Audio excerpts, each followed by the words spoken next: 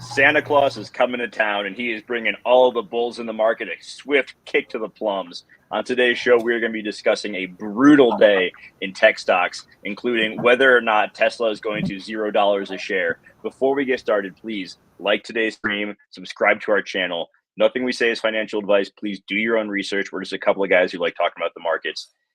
Kevin, it has been a nasty day in the traditional. Crypto had a little downturn earlier. It had a nice bounce, but man, it has been a rough day, especially for tech stocks. Yeah, it's definitely not the way I expected the market to close out before the holidays, but it was just pretty much red from the beginning of the day, and we saw some of it buy back a little bit, so we're maybe, I don't know, like halfway back, but still very red in traditional markets. Crypto looks like it's bouncing a little bit here. We were expecting probably another little dip, and our targets were all met. So I'm not surprised if it pushes up from here. But for right now, traditional markets seem pretty bloody. Yeah, it's really nasty out there. As someone who holds a decent sized position of NVIDIA, not loving what I'm seeing at the moment. Thankfully, I don't currently have any Tesla because that's even worse, down 8.88% today. Not that 8.88, not quite the lucky number for Tesla that a lot of the Asian markets believe that number to be. And man, if you look at the last 13 months, Tesla's down 70%. But even worse, if you look at ever since Elon, if you want to pull up the chart real quick, ever since Elon took over Twitter, it is really bad. Like coming into today, it was down like 35% since he had taken over. I think it's gotten even worse now. All right, let's pull it. Tesla, yeah? Yeah. Let's look at that. Pull up the just pull up the 3-month on TradingView, and the announcement became official on the 28th of October. So in just about 2 months. So I want to look and see what has Tesla done in that 2 months since he took over. I have absolutely no idea. I've been so busy with Twitter. I think he has been pretty busy with Twitter too. And we just see pretty much, again, we are in a bear market and we are expecting Q1 to be extremely bloody. However, this might be just preloading for what's to come. I don't know what Tesla earnings have been. I'm pretty sure they've been pretty poor, haven't they? Yeah. So, they have. I mean, I wouldn't be too shocked right now. It's like short-term pain for, riding out the last bit of this bear market. But I don't think Tesla's done for good. You know what I mean? No, I don't think they're done for good either. But just the sheer drop that they've had since Elon turned more of his attention to Twitter. He put up that poll on Twitter for those who aren't on there, asking if he should resign, as he should step down as CEO. And he's done this before, like when he brought up should Trump be reinstated to Twitter, and he abided by the results of that. He said he's going to do the same here. He's looking for a new CEO. I think he already had it made up in his mind that he was going to do that, and a large part of that was due to the fact that Tesla has gotten beat up so bad lately, and I'm guessing there's a lot of people on him about that. Yeah, definitely. It's for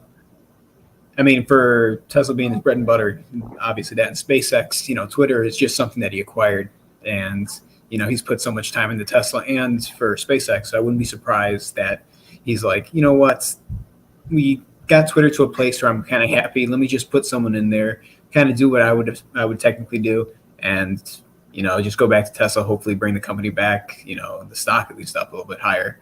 But we did see that he sold a ton of shares too, so I think he was expecting this.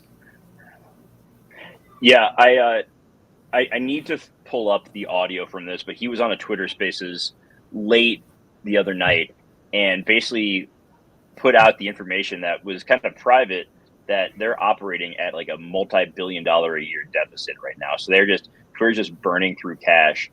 And you saw pictures of him at the World Cup final with Jared Kushner and some gentlemen from the Middle East, and it seems very likely that he is just trying to find any sort of funding right now so he does not have to put more money into Twitter. I mean, just in the last week, he sold like another $3.6 billion worth of Tesla shares. I'm guessing, some of that might have to do with Twitter. I'm not totally sure, but it's definitely impacted the stock price over the last week. Definitely. So just, I agree with you, JWeb. I got nothing else to add to that. Okay, let's move on then. If we're looking at crypto, it was funny as I was putting out the tweet with the link to this show. There was like a nice big green candle on ETH. So let's get into some of the crypto side of things. We can start with the DXY. I know it's your favorite place to start. So why don't you pull up that chart and then we'll just move through the regular progression: DXY, BTC, ETH. We'll get into Matic, Link, Solana, all that good stuff. I know that you said that it's pretty boring on the charts, but there's always something to find. Definitely. There's tons of stuff that we can look at. Right now, we're looking at the DXY on the 4-hourly. I'm not going to get too deep into the lower time frames, but I just want to show you this, that we did see a little bit of a bounce here. We're holding this support level at like 103.845, a little bit higher than the 103.69 that we had charted. We see that we're making our way towards this 104 level, but we're finding a little bit of resistance. So what's I'm seeing is more compression in this area, like consolidation. So we're just trading within a range. We're seeing the stochastic RSI moving from oversold to overbought or overvalued to undervalued pretty fast on the lower time frames. And we look at the daily, obviously we're pretty overvalued and it looks like we're making our way to the downside. That 103.69 still looks like it's going to hold fairly strong. Another support level that I've put out here just to be safe, because I still believe that on the weekly, going into Q1, as I expect a lot of companies to start, bleeding, being in a ton of financial pain, layoffs to continue, and debt to continue to rise. I expect that the dollar might find some support down here, maybe even a wick. But I think that if we look at the weekly stochastic RSI, that momentum is pretty much at the bottom. We're looking at 0 and 0.2 for the values right here on the stochastic RSI for the weekly. So that does tell me that there is definitely a ton of room to the upside, or at least enough room that's going to bring a lot of other prices down for most coins and most risk assets. And again, that might be the catalyst, might just be that Q1 is just terrible. People, even like Q4 earnings might be terrible this year. And once we get out of the holiday season, I think people will start to realize that this recession, or if we're in a recession, whatever Powell and half of Twitter wants to call it, we will be in a pretty bad position. So the dollar might actually end up being stronger next year to start off. Yeah, it's interesting. There are so many different opinions on it right now. I know that the guys over at Bankless, who are fairly well respected, I guess, in crypto, seem to believe that January is going to start a new crypto cycle. Some other YouTube influencers who think that we're going to see some move up. That was before today. They said that. I don't know if I share that same bullish sentiment. I think we need to see there. We've seen inflation come down, but it's still crazy high. Oh yeah, and employment hasn't really budged. Like it's unemployment is still under 4%. The housing market hasn't fully gone tits up yet. I think that has to happen too. So there's I know that markets are forward looking and we've seen a ton of pain, but I don't think that means that we're out of the woods yet. Like no matter how much people are hoping that we're out of the woods, like could we see a bounce later next year? Sure. But I think there's every indication that, at least for Q1 of next year, things are not going to be sunshine and rainbows. Definitely. And again, we don't talk about this often, but I always think that a lot of what's going to cause markets to drop and people to get hurt is this consumer credit, like debt crisis that we're going to be in.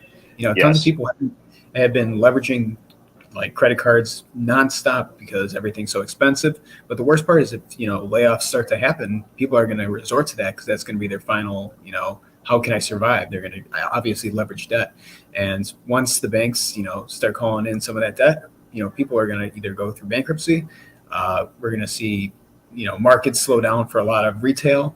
It's going to be a extreme like snowball effect that ultimately might bring the bear market to last a little bit longer. So I wouldn't be surprised if that happens. And I think I saw a stat somewhere where it was like 78% of all the debt currently in the United States is from like people from the age of like 28 and 18 years old. So those are young people who don't necessarily have a ton of money to recoup some of those debts. And, I wouldn't be surprised if they don't pay it back. It's really something scary, but it's also something that we need to be thinking about because there is opportunity in things like that possibly happening. That's interesting. I would like to see more. Like, I'd like to, if you could find that and send it to me, that'd be really cool. Just because, yes. I think they're young, but at the same time, they're most likely not homeowners. So it's not like they're gonna, deal with foreclosures of homes there. I think a big risk with the housing market is that, I live in Colorado, in where you are as well. Like the housing market was crazy last year. Houses were Insane. going for six figures over asking, all cash, selling in a weekend. People were having to, spend way outside of their budget to buy a house, Bidding and wars nonstop. the price of everything is going up. The value of homes is going down. Their debt is high. Like there are bound to be a lot of foreclosures, unfortunately. But this is also an opportunity for those who are ready for it. When the last housing market crash took place, people came out of there and were buying foreclosed homes left and right, turning them into investment properties. Like there's just the people who have been smart with their money and who can live within their means. Like, my God, there's going to be such an incredible amount of wealth created in the next 12 to 18 months from those who can keep a level head, can make, fairly sharp decisions, and can have a long-term perspective, because too many people are just like focused on the price today or a week from now. But man, if you can leverage some of these opportunities, and if you can keep cash on hand, and if you can kind of tighten your belt a little bit, like that's my game plan. It's like there's, the people, this is a generational opportunity, I think, for, people, you're significantly younger than me, people your age, the olds like me, we may have had that chance already, but like people your age to like really accumulate wealth and set themselves up for the rest of their lives if they can play this smart. Absolutely. And I'm not going to get too much into it, but when we get into the charts, when we look at Bitcoin and stuff like that, obviously there is a bullish setup where we are going to get out of this at some point. However, we need the pattern to play out. We need the structures to play out. And if I was a kid, like if I was me 4 years ago, I would 100% be doing everything to eliminate liabilities. I'd be working nonstop as many hours as possible just to have cash on the side. And when that opportunity comes, and you can take this time right now to learn the charts, do research, become a better person overall, and it'll help you become a better trader. If you can master patience right now, this is something that could ultimately just amplify your net worth, that you could potentially never have to work again. There's tons of opportunity in the worst parts of the. And you don't even need to be a better trader. Just have cash on hand to put into stuff that you want to hold long term, right? Like, if you're working a full-time job, tighten your belt up. If you're working a part-time job, maybe get a second part-time job, or like fucking drive for Uber or DoorDash or some shit. Just get extra cash. Just have cash on hand. Set it away. Start DCAing at some point. Whatever. But my God, the opportunities are crazy. Are going to be crazy. They may already be, for anyone who's looking to set themselves up long term. 100% agree. Let's move into the charts now. Enough of us on our soapbox. Let's head over to BTC. Absolutely. So let's just go back to the daily. We're going to look back at a few days ago. So I was saying that we broke out of this channel, this parallel channel, but we broke down from the main parallel channel that we were trading in, and then obviously the Powell's FOMC stuff. That's right here. Powell's FOMC stuff broke us out.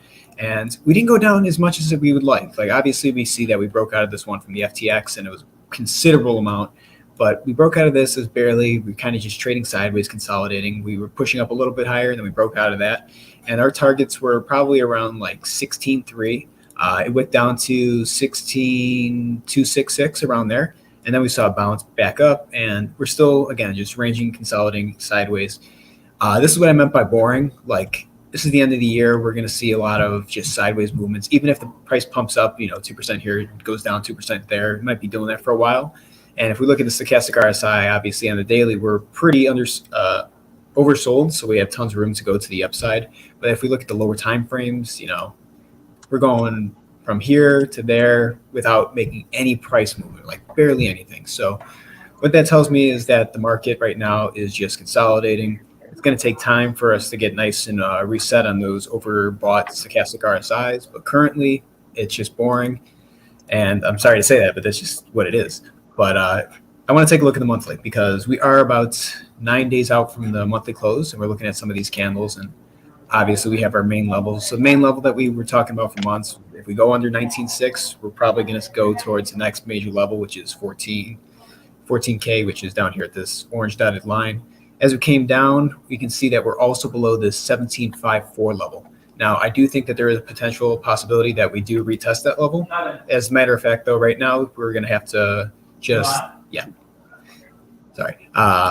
We're going to have, they're wanting to give me eggnog and get me plastered.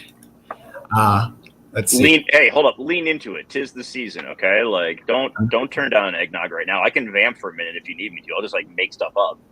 I'm not a drinker. I'm sorry. Okay, no worries. I'm a trader. That's a worse habit. Let's see. As I was saying, yeah. So we're at what 17.54 was the monthly resistance. We obviously came below that. I think we are going to retest that at some point, whether that's on the daily or the weekly chart. We're just going to try and get back into this channel. However, I don't think we're going to make it. Rejection would be obviously what we want to see, because since we've closed below 19.6, we're going to try and find support at the next level, and that's 14K. But I do not negate the fact that this bear market could turn for the worse. I don't think it's going to be a capitulation event that's going to bring us there instantly, like tomorrow or next week.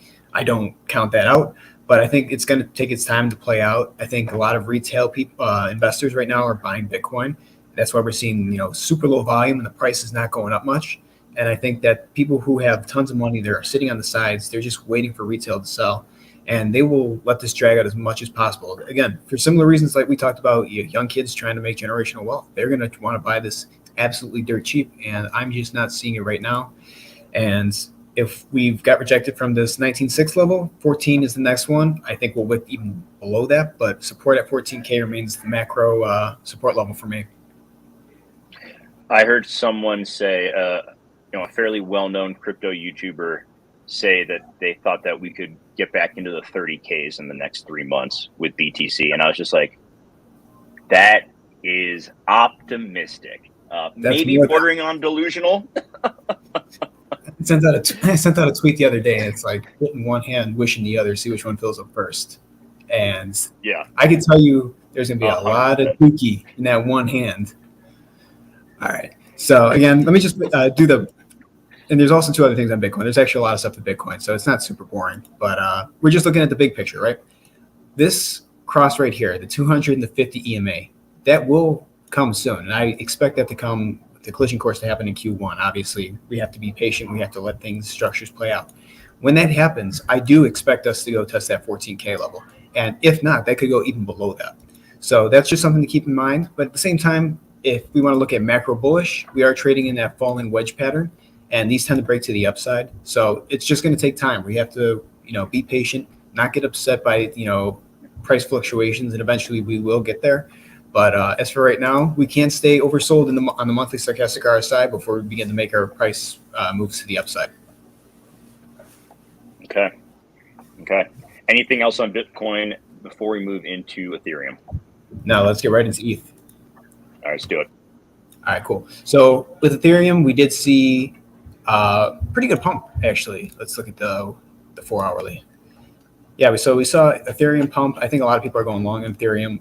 Personally, I'm not going crazy long. I think it does have some room to go to the upside. However, we did see this rejection here at 1237.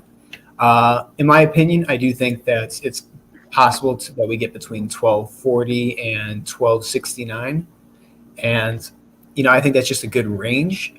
Let's see. I think it was on the daily. I was picking that out as, like right here is a wick down here. There's another wick down here. And then we have the 50 EMA coming up. So obviously that's going to be some form of resistance if we're looking at the lower time frames. Also would be probably in line with Bitcoin retesting that 17 to 17.5 area.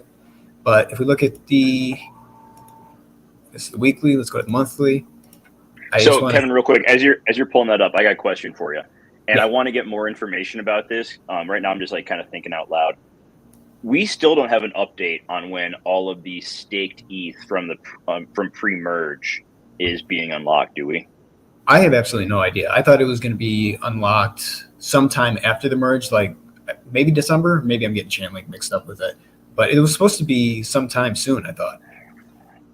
Because it happened in September, the merge. I thought I heard within 6 months, but I also want to say that I saw something lately that said that was being pushed back, and I'm just curious what kind of impact that would have, that kind of unlock would have on ETH as well. If you're using the FLOLiO, for those who aren't running their own node, there are options that you could use staked ETH through think it was through Lido, and that you can just like swap to ETH. You take a little bit of a hit on it, but I think people, some people did that. I'm just curious, like if we'll see a huge unlock happen all at once, and if that could be kind of an event that sends ETH down to its low for this cycle. Yeah. So two things with that. First one, if they did push back the date of the ETH being released, that sounds super centralized to me, and I don't like how that sounds. Second, so my theory was prior to the boom, obviously, I was expecting us to enter a bear market, but I thought we were going to have a little bit more of a bull market back in like right after November. My thing was that I thought ETH being released, like staking, rolling out, and ETH 2.0 being released, and all those rewards that people have staked, I thought that would have possibly have been the bear market or caused the bear market, because people would just have so much ETH and they just want to offload it. I mean, obviously they've been staking it for a good amount of time, but if that's the case and ETH isn't too cheap, I wouldn't be surprised if that causes a pretty good sell-off and people try and buy it lower. Yeah, for sure. Just something I wanted to bring up, because I do think it's going to play into strategy for the coming months, but keep going where you were, and when you're ready, we can move into Matic and Link. Definitely. It was a good point to bring up. Let's see. 1338, that was the resistance level that we have. You see that the monthly wicked up to it, came back down. Major level of support for me is still 1083. I think the second that we close below that on the monthly, that's the green light to go down to 877. And anything below 877 that we close on the monthly, that tells me that we're going down to these levels down here. Again, I am I'm patient as could be. I do think that we are going to see this ETH in the 600s at the bear market bottom, whether it's a wick or, we trade there maybe for a few hours. But for the most part, ETH, just on the macro, to quote Kesha from the 2013 Pitbull song Timber, it's going down. So, please credit Kesha in that song as well. It was not just Pitbull. It was also it was Kesha's song Timber. So give her credit where credit is due, please. Right. I was must have been looking at the Spotify remix. Oh, gotcha. Okay, fair enough. Just want to make sure that she gets her credit there. Yeah. Anything else? People are just like, what are these idiots talking about? Anything else before we get into Matic? No, let's go to Matic. What do you mean, idiots? We're trying to make everybody money. Just kidding. We're not financial. That's true. That's a good point. We're just two idiots celebrating Christmas in our basements right now. Let's see. This is Matic, and this is why I like to pull up the macro, because even on this macro chart, there is so much noise. I mean, look at this. So on the daily, that's squished, but on the daily we see all this noise, right? That doesn't really help us, but we can see that we came up down here to that level. I wasn't happy that at that 78-cent level. I thought we had to come down to 76 cents, and we did. And I think that we're going to get rejected somewhere around 84 cents if we do see a push up. If we see a really good push up, I wouldn't be surprised we get rejected by up here, maybe 87 cents by one of these moving averages. But for right now, I don't think there's enough strength in the market. And I think that if we look at the lower time frames, again, very similar story for the other coins, barely making any moves to the upside, barely making any moves to the downside, just consolidating, going sideways on support. And the stochastic RSI is going up and down pretty fast. So that tells me that there's not a lot of strength in the market right now. That could be end of the year. That could just be, whales are not getting involved with this. They're de-risking, and they just are waiting for the perfect opportunity to unload cash on the entire market. But if we look at the macro on the monthly, man, it's insane how these get so squished up. Don't mind the ice machine next to me. We came down. We wicked to this level, 76 cents. It's just a crazy day, isn't it, JWeb? We're going to come down, obviously, to probably around 64 cents. If we close the monthly below 64 cents, that is the green light to 47, 41, and then ultimately the one that's going to make you lose $100, 29 cents. So if we look at Q1, not going to let it happen. I will sell my house to keep Matic over 30 cents. Let me tell you something. And my wife is sitting next to me, and I can feel the glare being sent my way. And it is not a pleasant situation in the Weber household. I can tell you that much right now.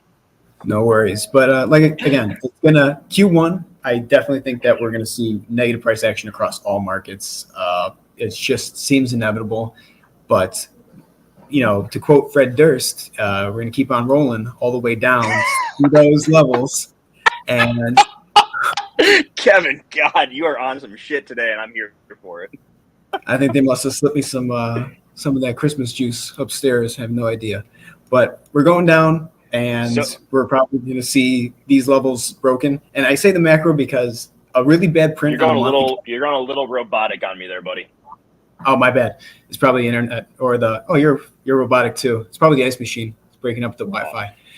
Anyways, we're going. If we close these monthly candles, we get a couple of bad months in Q1. Like, obviously, we're just gonna roll through this. And I'm looking at the macro because the macro tells you the big picture. And right now, I see a ton of supports right here, but you got a pretty good move to the downside to get to that level. So if we break this, we're probably going to test the level around 46 cents. And then, I still say 29 cents. I don't know. I like that support level. So that's my expectation. Okay. Yeah. So here's why I'm interested in Matic. We've talked about it before, all of the work they're doing with a lot of big brands coming into crypto, into NFTs. I've still been doing the Starbucks Odyssey alpha testing, and that's been like running very smoothly. They opened up their marketplace through Nifty Gateway, and that is all on Polygon, and that seems to be running pretty smoothly. There's not a ton of activity, but that's just because we're still in the alpha testing phase of it. And then also keeping an eye on, just saw today that Nike began sending out invites for their Web3 marketplace .swoosh, which is also run on Polygon. And so I'm keeping a close eye on that, because if that runs smoothly, if that continues to get attention, if they increase the size of, if they go into the beta testing, if Nike gives out more invitations, which I'm hoping to get one soon, and if that goes well, I don't care. Like that $100 bet, whatever. If it goes to 30 cents, great. That just means I can buy way more. And if everything goes smoothly with Starbucks and Nike, I think that is the green light. And if they stick with Matic, that's the green light for Matic to just absolutely rip in the next cycle. Like that $100, I would almost rather lose that. If it goes well, I would rather lose that $100 to you, because it means I could buy a 30-cent Matic, which is going to go absolutely ham. And I think we'll hit all-time highs in the next cycle if everything goes well. Yeah, come to the dark side, JWeb. It's great over here. 30-cent Matic would be generational opportunity, lifetime opportunity for a lot of people. And again, it's like, you could buy Matic now at night, or you could buy Matic at 80 cents or 30 cents. Your money's going to work less hard, and you're going to be able to maximize opportunity based on how well it does. And I do expect Matic to blow up in the next bull run. Personally, I'm debating between my bags of XRP and Matic, how to allocate cash towards them. And right now, I honestly think that Matic might perform a little bit better than XRP. I know a lot of people are expecting that to explode once the SEC case ends. Will it ever end? I don't know. They're dragging this out extremely long. But I think Matic at the moment just seems to be doing a lot of stuff, doing the right things in a bear market, and they're just setting themselves up for success in the next bull market. Yeah, I might need to go start shoveling my neighbor's driveways for extra cash so I can buy more Matic if it hits 30 cents. Let's get this money. That's the move. All right, want to check out Link? Let's do it. All right, we only got a few more. Link, we're going to look at the monthly real quick. And as we can see that we broke through this level of support right here. So we're definitely closing below $6.53. We closed below these levels of support too. It's $6.27. We have a few days. So we could come back up here and we just wick down. But what I'm seeing is we're probably going to come down here. And the major level of support that we lose is this 553 on the monthly. It's pretty much almost guaranteed that we're going to lose the key support here at 530. And like I've said before, 530 being lost means that you have a good chance that you're going to come down to this level right here at least, which is $4.48. But again, I always talk about that 40-60% rule. Link is an altcoin. Doesn't matter how strong I believe in it. It's still going to come down probably between 40 and 60% like most coins. That's only 32% to where I'm, 383 is, and to this red line where it's probably going to try and find some support. It's a 21% move. That's really not that much of a move. So it's very likely that in next year we could see Link make a pretty significant move to the downside. Again, it would really have to pair well with a lot of other things in the space, like bad Q1, the dollar just getting stronger, inflation maybe not going down as fast as we'd like, but I think there is going to be tons and tons of opportunity. We know where the macro is pointing this to be going. I'm not even looking at the stochastic RSI because I think that it can stay oversold there for a good amount of time. The weekly's coming down. We're going to make some moves further down, but I'm not going to count also out that capitulation event that could just destroy altcoins. So that's what I see with the link. I think that sub 530 is going to be pretty much the green light for a lot of those small, cheaper prices, those cheaper price targets that I'm eyeing to potentially pick up bags at. Okay, I like it. Let's roll through our last couple here, and then we can send everyone on their merry way. Absolutely. ADA. All right, this is one of my favorite coins. I think it's going to be one of the strongest ones. We saw a huge move on last week. It went through my target of 28 cents, and I didn't like how it looked last week.